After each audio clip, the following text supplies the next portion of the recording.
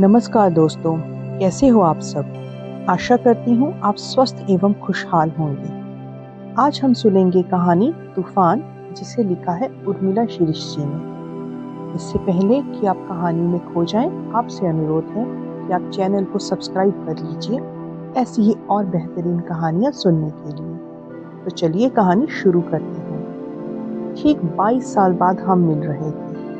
Phone पर उसकी आवाज़ पहचानते देर ना लगी। वही खनक, वही रुतबा, वही हंसी और वही बात करने का अंदाज, और वही दूसरों को अपने व्यंग्यात्मक शब्द जाल से क्षत विक्षत करने की शैली। क्या तुम मुझसे मिलने होटल में आ सकोगे?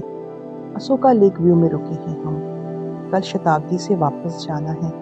कहाँ कहाँ से पता करके तुम्हारा लिया है फोन नंबर। घर के होते हुए होटल में क्यों रुकी हो? हमें भरोसा थोड़ी ना था तुमसे बात हो जाएगी, वह शिकायती लहजे में बोली। देखो, इतने साल बाद हम मिल रहे हैं तो बैठेंगे, गप्पे लड़ाएंगे, पुरानी यादें ताज़ा करेंगे। सच कितना मजा आएगा। मैंने भी खुश होकर कहा। इनको नहीं जमेगा। अपना क्या, अपन तो फिर भी रह लेंगे। तुम मेरे पास ही रुक जाना, जीजा जी को मैं राजी कर लूंगी। अच्छा देखेंगे, अब तुम जल्दी से आ जाओ या इनकी गाड़ी जल्दी आ जाती है तो मैं आ जाऊंगी। उसके आने की खबर सुनकर मैं बहुत खुश थी। इतनी खुश कि जैसे किसी अलभ्य वस्तु को प्राप्त करके होती है। अपनी पुरानी सहेली को देखने का लोभ था, मिलने का हुलास था। अपने जीवन की, उसके जीवन की एक एक बात जानने की तीव्र इच्छा उचाले भरने लगी थी। कितनी खुश होगी मुझे वो यूं देखकर। मैं जानती हूँ वह मुझे उतना ही प्यार करती होगी जितना पहले करती थी। 22 साल पुराना चेहरा सामने आ खड़ा हुआ। थोड़ा सा स्थूल शरीर, गर्दन अंदर को धसी हुई, सीपाकार आंखों में लगा काजल, ऊपर को बंधी 2 चोटियां, चौड़ी प्लेट वाली स्कर्ट और शर्ट। कैसी लगती थी तब? मैं मुस्कुरा दी। अब भी वैसी ही लगती है या बदल गई है? स्कूल के दिन, स्कूल की शरारतें, हंसी ठहाके और ना जाने सैकड़ों रहस्यमयी बेवकूफी भरी हृदय की गहराइयों में समाई बातें। कितनी जगह और वे तमाम चेहरे याद करके मैं रोमांचित हो उठी थी। जिस सुंदर, सुरम्य, निश्चल भावनाओं से भरी दुनिया से मैं कोसों दूर चली आई थी, वही थिरकती हुई दुनिया अचानक मेरे सामने आ खड़ी। वह एकाकी नहीं आ रही थी, अपितु साथ ला रही थी पूरे कालखंड को, सरशरीर। ताज्जुब कि अपना ही बीता हुआ जीवन मैं क्यों और कैसे विस्मृत कर बैठी थी। क्या मैं तेज भागती रही या समय मुझसे आगे निकल गया? मैंने घर को ठीक किया, पर्दे बदले और चादरें ठीक की। माँ, आज आपको क्या हो गया है? क्यों कह रही हो इतना सब? इतना तो आप किसी के लिए नहीं करती। मेरी सहेली आ रही है ना, तुम नहीं समझ सकोगे। तुम तो बस मुझे जल्दी से ये सामान ला दो। मैंने उसकी पसंद की एक एक चीज मंगवाई। वह कितनी खुश होगी यह जानकर कि मुझे आज भी उसकी एक एक पसंद याद है। मेरे साथ उसकी एक बहुत पुरानी फोटो थी, पता नहीं किस एल्बम में थी। काफी देर ढूंढने के बाद मिली। उसको अच्छा लगेगा ये सोचकर तुरंत फोटो फ्रेम में लगा दी। इस फोटो में हमारी उम्र की मोहक छवि झलक रही थी। ये आप हो मम्मी? बच्चे जोर जोर से हंसे जा रहे थे। घर में पैसा है या नहीं यह मैंने देखा। हो सकता है होटल ले जाना पड़े सबको। क्या करूं, किससे उधार मांगू? अच्छा भी तो नहीं लगता है मांगना। मम्मी को फोन लगाया। मम्मी, 2,000 रुपए दोगी? मेरी सहेली आ रही है। हाँ, वैसे पैसे तो मेरे पास हैं, मगर उसके सामने कम नहीं पड़ने चाहिए, मैंने सकचाते हुए कहा। छुट्टी की एप्लीकेशन भिजवा दी। बहुत जरूरी काम थे ऑफिस में, मगर मेरी सहेली का आना इन सब से ज्यादा मायने रखता था। बेचैनी के साथ तैयार होकर मैं उसकी प्रतीक्षा करने लगी। मेरे घर का एक एक पत्ता हवा में लहराते, पर्दे, फूल, सभी कुछ जैसे उसका स्वागत करने को उतावले लग रहे थे। माँ, आपको क्या हो गया है आज? चार्ली चैपलिन की तरह काम कर रही हो। बच्चे मुझे चिढ़ा रहे थे, मगर इस समय मैं कुछ भी नहीं सुन रही थी। मेरा मन उड़ रहा था और निगाहें सड़क की ओर लगी हुई थी, एकदम दूर तक। सरकारी जीप से उसे उतरते देखा तो भागकर नीचे जा पहुंची। मैं सड़क के उस पार गले लगाकर लगा जैसे बहुत ऊंची चोटी से गिरते ऊष्म निनादित झरने को छुआ हो। वही उष्णता, वही ध्वनि मैंने महसूस की। आंखों से बहते आंसू थम ही नहीं रहे थे। जब कभी हम नाराज हो जाते थे तो अपने छोटे भाई बहन के हाथों खूब लंबे लंबे खत लिखकर अपने हृदय की बातें, शिकायतें, प्यार, वफा, जीवन भर ना भूलने के वायदे और नाराजगी ऐसे ही व्यक्त किया करते थे और सामने मिलने पर यूं ही रोया करते थे, बेशब्द मुस्कुराते हुए। कैसी अद्भुत दुनिया थी वो, आकाश की तरह अनंत, नक्षत्रों की तरह प्रकाशवान, हवाओं की तरह वेगवान। मैंने देखा उसकी सीपाकार आंखों में आंसू सूख चुके हैं और वो हल्के से मुस्कुराकर बोली, अरे तुम तो वैसी की वैसी हो, हम ही मोटे हो गए हैं। क्या बहुत काम करती हो या डाइटिंग कर रही हो या नौकर वगैरह नहीं रखे? क्षण भर के लिए मैं सकपका गई। बच्चे उत्सुकता और विस्मय के साथ देख रहे थे। सुनेंगे तो क्या कहेंगे? जिस सहेली के बारे में सुबह से उन्हें बताई जा रही थी, तारीफें किए जा रही थी, उसने आते ही ऐसे सवाल पूछना शुरू कर दिए। ऊपर आके उसने चारों तरफ गहरी, बींधती, लंबी खोजती दृष्टि से देखा। वह दृष्टि खाली नहीं थी, बल्कि भरी हुई थी तमाम प्रश्नों, जिज्ञासाओं और शंकाओं से। मैं बार बार उस फोटो की तरफ देख रही थी ताकि वह उसे देख सके, मगर उसने डोलती हुई नजर से उस तरफ देखा जैसे कोई बासी चीज पड़ी हो। अभी तक रखा है इस फोटो को? मैंने तो फाड़ दिया। छी, कितनी गंदी है, उसने मुंह बनाते हुए कहा। यह हमारे बचपन का स्मृति फलक है, मैंने वापस रखते हुए कहा। तुमने तो एकदम संबंध ही तोड़ दिए, कभी चिट्ठी तक नहीं लिखी, न शादी की खबर दी। हम ही हैं जो अपने को रोक ना सके। क्या करती रही इतने सालों तक? तुम्हारे लिए तो दोस्ती बहुत मायने रखती थी, मगर तुम ही दोस्तों के नाम पर कलंक निकली। वह अपने लाल होठों को घुमाकर बोली। उसके होठों की भाषा मेरे मन पर खुदती जा रही थी। उसके पूछने पर मैं संभल गई। उसको हक था शिकायत करने का, मेरे 22 वर्षों की जिंदगी की परतें उधेड़ने का, क्योंकि पुरानी सहेली जो थी, तब हम बच्चे थे, बल्कि यौवन की दहलीज पर कदम रखते हुए अपनी देह और आत्मा से बेफिक्र, अल्हड़, अपनी ही मौज में डूबे हुए। घर गृहस्थी, रुपए पैसा, जाति पाति, छोटा बड़ा, सब कुछ हमारे लिए महत्वहीन था, अपरिचित था। बस पढ़ाई और दोस्ती, यही तो था हमारा जीवन। पानी की धारा की तरह बहता हुआ, स्वच्छ, धवल, आबाद। मैं चुपके से उठ गई और मामा को फोन किया। मामा, शाम को 2 घंटे के लिए गाड़ी मिल जाएगी क्या? क्यों, क्या बात है, कोई इमरजेंसी है क्या? नहीं नहीं मामा, कोई इमरजेंसी नहीं है। मेरी सहेली आई है, उसको घुमाना चाहती हूँ। अगर गाड़ी फ्री हो तो। मैंने ना चाहते हुए भी गाड़ी के लिए विवश करने लगी। मुझे जाना था बेटा। क्या 2 घंटे के लिए भी नहीं दे सकते आप? अरे इतनी औपचारिकता क्यों करती हो? सहेली ही तो है, कोई गवर्नर थोड़े ही ना। फिर भी मैं कोशिश करूंगा। अब मैं आश्वस्त होकर उसके पास बैठ गई। जीजा जी क्या करते हैं? सिर्फ तनख्वाह में घर चल जाता है या कमाई का कोई और साधन भी है? बच्चे कौन से स्कूल में पढ़ते हैं? उन्हें कौन पढ़ाता है? तुमने आया तो रखी ही होगी ना? बच्चों को सामने बैठा देखकर भी अनदेखा करती हुई बोली वह। उसका गदराया हुआ शरीर पारदर्शी ब्लाउज में से दमकता हुआ दिखाई दे रहा था। मैं पति और बच्चों के बारे में बताने लगी। आखिर उसकी जिज्ञासाओं को शांत करना मेरा फर्ज था। और सुनाओ, उसने पांव पसार कर बैठते हुए कहा। मेरा मन हल्का सा बेचैन और उदास हो गया। उसके आने से पहले जो खुशी थिरकती हुई थी, अब वह मंद होने लगी थी। उसकी उपस्थिति ने घर के माहौल में अजीब सी हलचल पैदा कर दी थी। लग रहा था जैसे मेरे घर की हर चीज उसके निशाने पर है। तुमने तो यह जानने की भी कभी कोशिश नहीं की हम लोग कहाँ हैं, किस हाल में हैं। वह लगभग रूठते हुए बोली। मैंने देखा उसने अपने बालों को रंगवाया हुआ है, सफेद जड़ों को छुपाने के लिए बार बार बाल संभाल रही है। मेरा मन हल्का सा व्यथित तथा चिंतित हो उठा। इसके बाल पक गए हैं?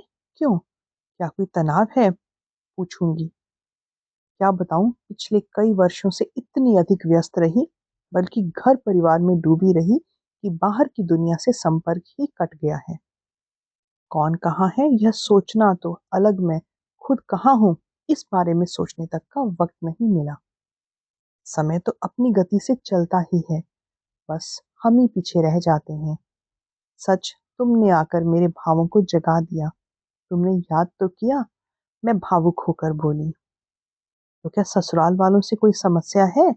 सब साथ में रहते हैं या अलग? मेरी भावुकता को रूपांतरित करते हुए वह बोली। नहीं, अब तो सब जिम्मेदारियों से मुक्त हूँ।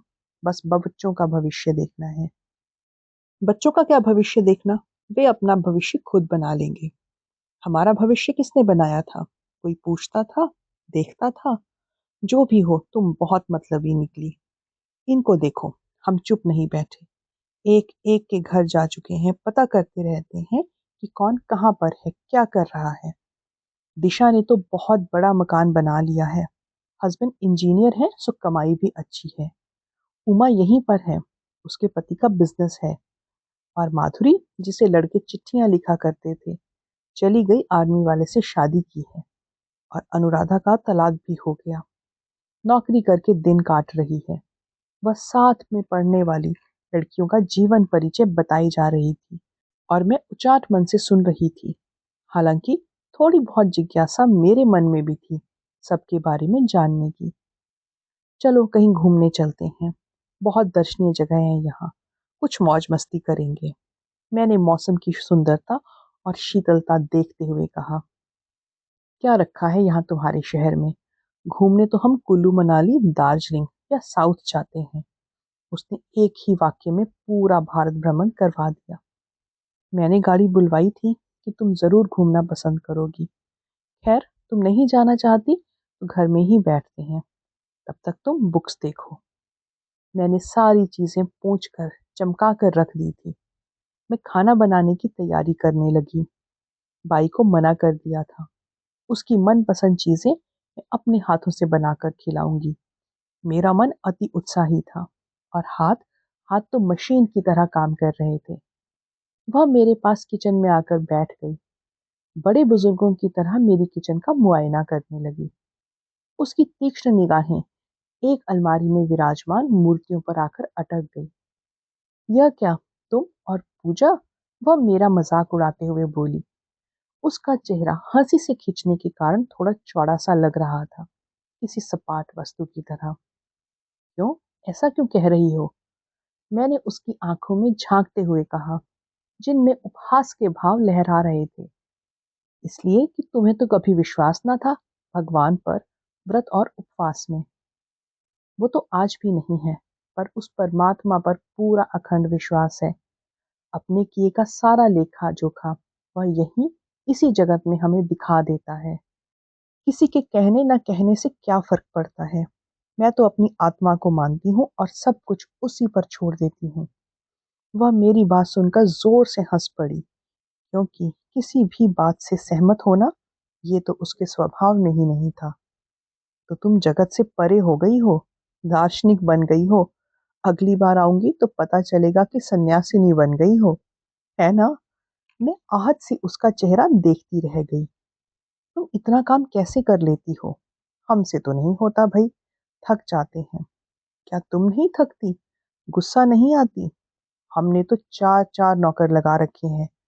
हमारा बुढ़ऊ, अरे ससुर, वो भी साथ रहता है। उससे जरा नहीं पटती हमारी। वो तो इनकी वजह से बर्दाश्त कर रहे हैं। मैंने बाहर झांक कर देखा, कहीं ये वाक्य बच्चों के कान में तो नहीं पड़ गए, वरना क्या जवाब दूंगी उन्हें। मजबूरी में कहो या ड्यूटी, करनी पड़ती है।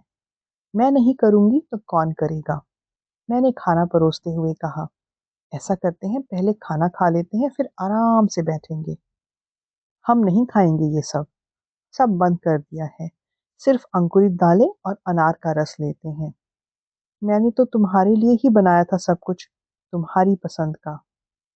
मैंने कब कहा था? हम याद नहीं रहे, हमारी पसंद याद रही। वाह क्या तरीका है मोहित करने का। पूर्ण धृष्टता के साथ वह बोली। सब्जियों से उड़ती भाप में मेरी आंखों की नमी भी उड़कर अदृश्य हो गई। अच्छा, तुम ये बताओ, तुम खुश हो अपनी जिंदगी से, इस शादी से, जीजा जी से? तुम्हारी पसंद से हुई थी शादी या आंख मूंद करके हाँ कह दी थी? मैं हतप्रभ सी उसका चेहरा देखती रह गई। उसने तो जीवन का सत्व ही निकाल लिया था। वो जीवन जो नितांत मेरा था, जिसकी संरचना के लिए मैंने इतनी लंबी यात्रा की, और इस यात्रा के दरमियान सोचा ही ना था कि बच्चों और पति से कैसे खुशी का हिसाब किताब करके कैसे खुश और संतुष्ट हुआ जा सकता है। वैसे भी अभी जिंदगी जी कितनी थी जो परिणाम निकालती। हाँ, जिंदगी को बेहद खूबसूरत और स्वप्नमयी बनाने के लिए निरंतर संघर्ष चल रहा था। उस संघर्ष के बाद जो कुछ प्राप्त होता था, वही मेरे लिए अमूल्य और सुखद होता था। क्या क्या मिला ससुराल से? पति से फिसलकर वह उनके परिवार पर आ गई। मतलब, हमने तो अपनी गृहस्थी स्वयं बसाई है, उसकी तरह। डाल पर बैठी चिड़िया की तरफ इशारा करके मैंने कहा। तो क्या गरीब थे तुम्हारे ससुराल वाले? नहीं, हमें लेने की आवश्यकता ही नहीं पड़ी। मेरी सहेली का खिलखिलाता चेहरा बुझ गया। उसकी आंखों में मचलती चंचलता की कौंध लुप्त हो गई। श्वेत रंग की कीमती साड़ी में उसका व्यक्तित्व बेहद निखरा हुआ लग रहा था। कितना तो बदला है उसने स्वयं को। कस्बाई संस्कृति, बातचीत तथा जीवन शैली से दूर वह एकदम सुसंस्कृत समाज का हिस्सा लग रही थी। उसकी भरी हुई गर्दन में मोटी सी चेन, हीरे का लॉकेट, भूरी कलाइयों में कंगन और कानों में हीरे के टॉप्स पहने वह अब भी ताजा तरीन फूल की तरह महकती हुई लग रही थी। तीन तीन बच्चे होने के बाद भी उसने अपने स्वास्थ्य और फिक्र का ख्याल रखा था। झाइयों झुर्रियों से दूर साफ चमकता हुआ उसका चेहरा उसके आनंदपूर्ण जीवन को प्रदर्शित कर रहा था। उसको यूं हंसती मुस्कुराती मुक्त निर्भय देखकर मुझे अपार प्रसन्नता हुई।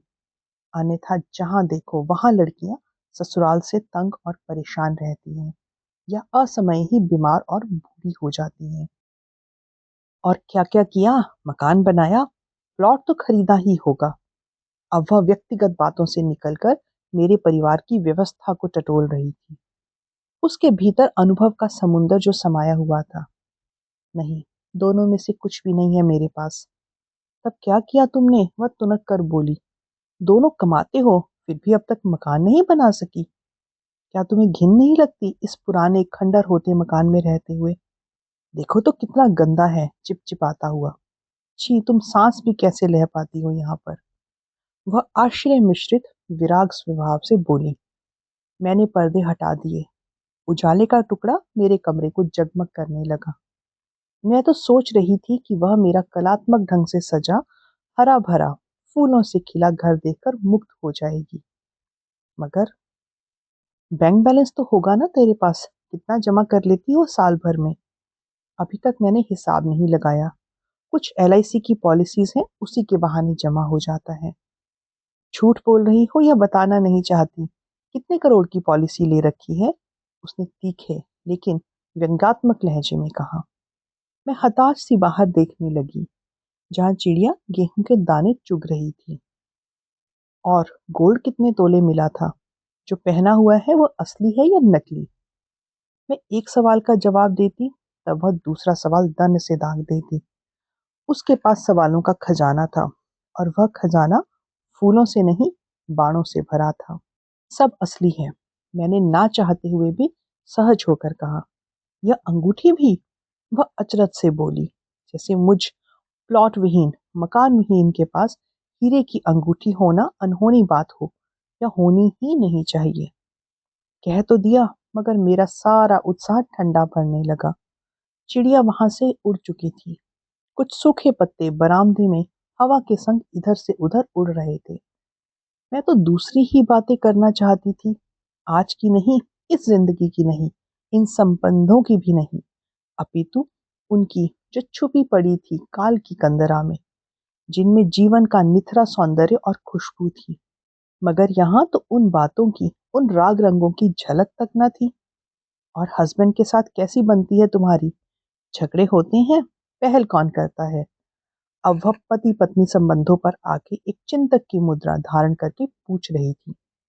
यह तो स्वाभाविक बात है। विचारों में तो मतभेद होता ही है। जीवन की मूलभूत बातों को लेकर हमारा मत अलग अलग होता है। वैसे हमारी रुचियां समान है। संगीत सुनना, नाटक देखना, पुस्तकें खरीदना। सच हमारे तो प्राण बसते हैं इनमें। मैं बड़े उत्साह से बनाने लगी। ये कोई बात हुई? पुस्तकें पुस्तकें खरीद कर क्या करोगी? चाटोगी क्या? कल के दिन कोई मुसीबत आ गई तो क्या करोगी? जमीन जायदाद होगी तो कम से कम मुश्किल के वक्त काम तो आएगी। पुस्तकें तो कौड़ी के भाव भी नहीं जाएंगी। वह मेरे क्षणिक उल्लास को मुट्ठी में भींचते हुए, निचोड़ते हुए बोली, ओह, मैंने कभी सोचा ही ना था, ना ऐसा गणित बैठाया था। उसने जीवन के अंतिम छोर पर खड़ी मृत्यु से मेरा सामना करवा दिया। जीवन की लहराती, नाचती, विराट, आलोकमयी ऋतु में अंधकार, आंधी और विपदाएं भी आ सकती हैं। इनका तो हमें एहसास तक ना था। अब तक तो जीवन दौड़ रहा था, द्रुत गति से, निरापद, निर्द्वंद। पढ़ने पढ़ाने में आनंद आता था। संगीत से मन की थकान दूर होती थी। समय, समाज और संपूर्ण संसार से जुड़े होने का एहसास करवाती थी पुस्तकें। बिना कुछ पढ़े नींद ही नहीं आती थी। मगर आज तांबई रंग की खूबसूरत दोपहर में मेरी सहेली ने अनिश्चित भविष्य की चिंताओं का जाल फैला दिया। मैंने देखा अब वही चिड़िया आकर फुदक फुदक कर बारीक बारीक तिनके ले जा रही है। तुम तो निरी बुद्धू हो जैसे पहले बात थी। यह अलग बात है कि तुम नौकरी में आ गई और मैं हाउसवाइफ बनकर रह गई। अपने अपने भाग्य की बात है। वैसे भी मेरे हस्बैंड को पति का कमाना अच्छा नहीं लगता। उनका ईगो हर्ट होता है। चोट और कटाक्ष मेरे से हटकर अब मेरे पति के अस्तित्व और व्यक्तित्व पर की जा रही थी।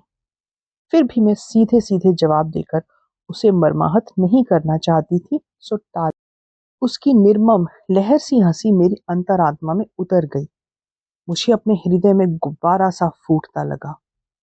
उसके चमकते हुए दांतों को देखकर भी मैं मुस्कुरा न सकी। मुझे लगा जैसे पेड़ की छाल को बेरहमी से छुरी से छीलकर मेरे उसके अंदर का रस निचोड़ रहा हो। मैंने आंखें बंद कर ली। तेज धूप चुभ रही थी। तुमने तो अपने पास एक खोल बना रखा है जिसमें से निकलना ही नहीं चाहती हो। तुम क्या समझती हो तुम्हारा हृदय सीप है जिसमें से मोती निकलेंगे? मोतियों की चमक तो छोड़ो, तुम्हारी आंखों का सूनापन और वेदना का भाव साफ बताता है कि तुम अपने भीतर कैद हो, कुंठित हो। सहज बनो, आम औरतों की तरह। उसने विश्लेषण कर फैसला देते हुए कहा, तुम क्या समझती हो मैं बहुत प्रभावित हो जाऊंगी यह सब देखकर? नहीं, मैं वो नहीं हूँ। मेरे ऊपर ये बनावटी रंग नहीं चढ़ते। उसने शरारती बच्चे की तरह चिढ़ते हुए कहा। मैं निरुत्तर सी उसकी बातें सुनती जा रही थी। क्या बताती उसे कि जीवन के रंग, उसकी गंध, उसका पराग, आनंद और सुख कहाँ किस रूप में बिखरे पड़े हैं। यह तो अव्यक्त अनुभूति है, अंतरतम में डूबा हुआ जीवन का अनुभव है। और वे पराग कणों से बनी हुई दीवारें हैं जिनमें भीतर और बाहर का निषेध था। वह लगातार जगह जगह से मेरे शरीर को छूकर, गुदगुदाकर, इशारे करके एकमात्र विषय पर अटक गई थी। उसका अंतिम अस्त्र यहीं से छूटना शेष था। उसके हाथों में मेरा हाथ था। उसकी पकड़ से ऐसा प्रतीत होता था जैसे वह शर्त बांधकर बैठी हो और उसके लिए वे बातें किसी रहस्यमयी वस्तु से कम चमत्कृत और उत्तेजित करने वाली होंगी। बताओ ना, क्यों नहीं बताना चाहती? दिशा तो एक एक बात बता देती है। तुम क्यों नहीं बताना चाहती? क्या तुम अलग हो हमसे, अनोखी हो? मैंने जितनी भी बातें पूछी सबका गोलमोल जवाब दिया। सब ठीक तो है? पति पर निगाह रखती हो या किताबें ही पढ़ती रहती हो? ओह, मैं ना चाहते हुए भी सोचने पर विवश हो गई कि भौतिक सुखों की विपुलता में यदि मानसिक और बौद्धिक विकास पूरा ना हो तो मनुष्य की सोच सिर्फ बाह्य सुख साधनों तक सिमट कर रह जाती है और दैहिक सुख उसकी कसौटी बन जाती है। उसने मेरा हाथ झटका तो मैं चौंक पड़ी। मत बताओ। अरे कुछ हो तो बताऊं। हमारा जीवन एकदम खुला हुआ है। जो है जैसा है उसी में ऊपर वाले का हार्दिक धन्यवाद देते हुए खुश रहते हैं। तो ऊपर वाले ने दिया क्या है तुम्हें? जीवन की उपलब्धियों के नाम पर क्या है तुम्हारे पास? ढेर सी किताबें, वो जो रद्दी के भाव में बिकती हैं। ये सुंदर शब्द जो खोखले हैं, वो मूल्य जो बासी पड़ चुके हैं। बेहद गैर जिम्मेदार हो तुम, एकदम अपने में डूबी बंद डिब्बी की तरह। वह लगातार बोलकर मुझे कम से कमतर आंक रही थी, मुझे काट रही थी, प्याज के छिलकों की तरह एक के बाद एक परत उतारती जा रही थी। मैं उसकी नजरों में नाकामयाब, मूर्ख और सीधी थी, जिसने जीवन को नहीं समझा था, जीवन का सत्य नहीं पहचाना। तुमने तो मकान बनाया है, पर रहती हो क्या तुम उसमें? जहां तुम्हारे हस्बैंड की पोस्टिंग होगी वहीं तो रहोगी। मैंने उसे समझाना चाहा, ताकि वह मेरी ओर से पूर्ण निराश होकर ना जाए। पर बना तो लिया है, चिंता तो नहीं रहेगी, कभी भी जाकर रह सकते हैं। किराए का पैसा मिल जाता है, मकान मालकी का रुतबा रहता है, सो अलग। भाई हम तो परमात्मा को नहीं, पति की कमाई को धन्यवाद देते हैं। वह अपनी सफलता पर गर्व भर कर बोली। उसके चेहरे पर टमाटर का रंग उतर आया था। मुझे चारों ओर से सघन सन्नाटा और उस सन्नाटे में घुले अवसाद की अनुभूति होने लगी। चिड़िया जा चुकी थी और वह खाली पड़ी बेरौनक जगह लग रही थी। मैं चुप हो गई। पराजय का बोध मेरे शरीर को स्पर्श करने लगा। अफसोस तो इस बात का हो रहा था कि वर्षों के उपरांत मिली सखी को मैं खुश नहीं कर पा रही थी। मेरी उपस्थिति, मेरा व्यक्तित्व, मेरे पद की गरिमा, मेरी गृहस्थी, मेरे बच्चे, मेरा शहर, किसी ने भी उसे जरा सा भी सुख नहीं दिया था। हमारा मन भी तो कैसा होता है, जो खुशियों की खोज में बाहर घूमता है, उड़ता है तितली की तरह, लेकिन बाहर हासिल होते हैं दुख, अभिप्साएं और असंतोष। मैं क्या करूं? स्कूल के दिन सिर्फ दिन नहीं थे, वे जीवन के खूबसूरत हिस्से की पूंजी थे, जिन्हें समेटकर वह आई थी। लेकिन अब सब धुंधला और उड़ता हुआ लग रहा था। वह क्यों नहीं समझती कि जीवन एक बहती धारा है, जिसके किनारों पर फूलों की क्यारियां ही नहीं होती, बबूल के वृक्ष भी होते हैं। लेकिन दुर्भाग्य की मेरी सखी को मेरा जीवन ठहरे तालाब के पानी के समान लग रहा था, जिसमें न कोई उत्तेजित रौरव करती तरंगे थी, न स्वतंत्र बहाव के रास्ते। निरर्थक था सब। वह ऊब गई थी, बोर हो गई थी मेरी साथ। मेरी बातें, मेरा वर्तमान, सब कुछ शुष्क और अधखिला लग रहा था। बहुत ज्यादा बोर कर दिया तुमने तो, मैं वापस होटल जाऊंगी। ऐसा करते हैं, कहीं घूमने चलते हैं, या फिर होटल में खाना खाने चल। फिर भी मैंने मुस्कुराकर कहा। लेकिन वह नहीं रुकी। दूसरे दिन मैं उसको स्टेशन पर मिलने गई। तुम कब आओगी? अरे तुम क्यों आने लगी? तुम्हें मतलब क्या है हमसे? उसने मुझे फिर कचोटा। जरूर आऊंगी, यकीन करो। कहीं भी जाने से पहले सब कुछ जमाना पड़ता है। मैं इधर उधर देखकर बोली। वह तैश में आकर बोली, हाँ तुम ही अकेली तो नौकरी करती हो, अब तुम्हारा आना कब होगा? मैंने उसका हाथ छूते हुए कहा, जब तक कि तुम्हारा मकान नहीं बन जाता, गाड़ी नहीं आ जाती, तब तक मैं नहीं आऊंगी। उसने मुझे धमकाते हुए चिर परिचित शैली में कहा। मकान, गाड़ी, तो क्या तुम मकान और गाड़ी मिलने से आओगी? चलो इसी बहाने इस बारे में सोचूंगी तो सही। मैंने हंसते हुए अपने मने भावों को, बल्कि वेदना को छुपाते हुए कहा, जबकि मैं जानती हूँ आने वाले कई वर्षों तक मेरे लिए इन चीजों के विषय में सोचना व्यर्थ है, क्योंकि मेरे लक्ष्य और सपने कहीं और है, कुछ और है। ना मेरे पास ये चीजें होंगी, ना तुम आओगी। जानती हूँ तुम्हारा स्वभाव ऐसा ही है, दूसरों पर हावी होकर अपनी बात मनवाना। मेरा मन गहरे विषाद में डूब गया। बात दिल की नहीं, वस्तुओं की है। तब से लेकर अब तक वह इन्हीं बातों की पगडंडियों पर चल रही है। आत्मा से निकले दोस्ती के भावों को कुहासे ने ढक दिया है। ट्रेन का समय हो गया। मैं गले लगी तो मुझे उसके हृदय की वही ध्वनि सुनाई दी, जो गहरे कुएं में खाली बाल्टी डालने पर गूंजती है। मैंने उसका हाथ छोड़ दिया और पर्स में रखी अपनी किताबें टटोली, जो मैं उससे भेंट करना चाहती थी। लेकिन याद आया, किताबों के बारे में तो उसने कहा ही था, इन्हें क्या चाटोगी? इन्हीं किताबों के बदले कुछ और खरीद लेती। ये तो 2-3 रुपए किलो भाव से बिकेंगी या दीमक खाएंगी। मैंने जोर से अपना पर्स पकड़ लिया, जैसे कोई हीरे जवाहरात संभालता है। मैंने देखा उसने सीट पर बैठते ही अनमना सा चेहरा बना लिया। कुछ बोली नहीं, आंखों पर चढ़ाया चश्मा उसकी सुरमई आंखों के भाव छुपा रहा था।